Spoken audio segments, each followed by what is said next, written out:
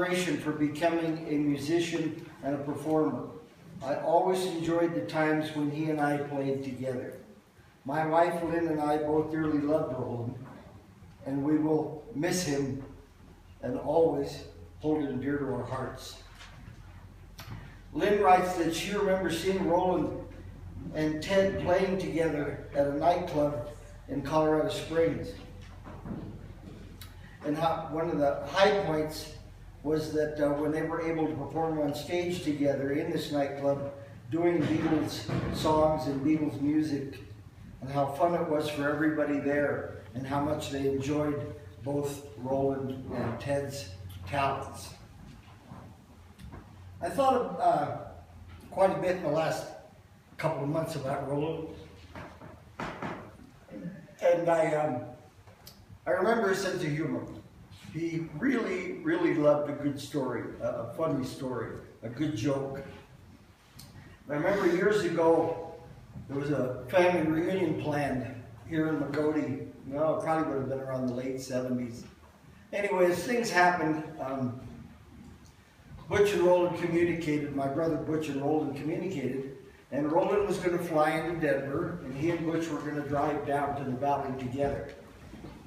So the day comes, and Butch picks Roland up at the airport, and they're headed down here. Of course, my brother always drove the old highway, called it, the back route, 285.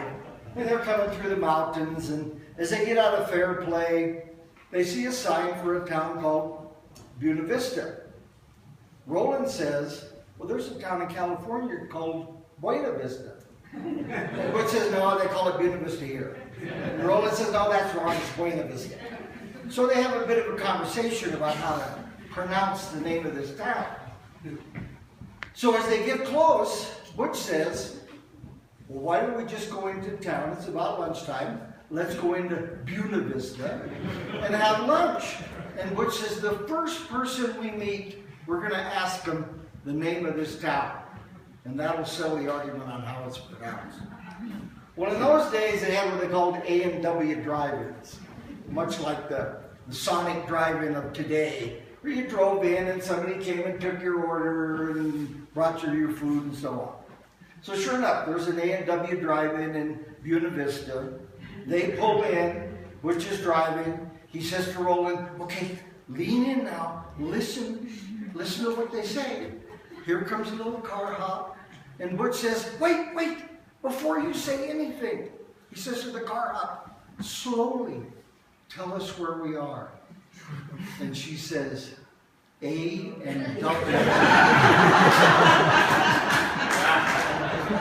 know, I loved it when Roland told that. It was always so funny. I do have a couple of things that Teresa has kindly allowed me to do this today. My sister Carol passed away at the end of March, and I can't imagine a better opportunity for us to maybe remember Carol's life.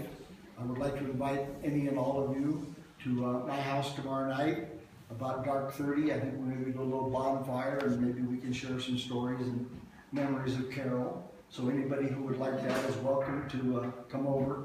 I just live right over there across the street, this side of the street from the cabins. Those of you who remember the old days, it was called Fulton's. Now what, Keys, and I don't know what they call it now. But anyway, I'm right across the street from them.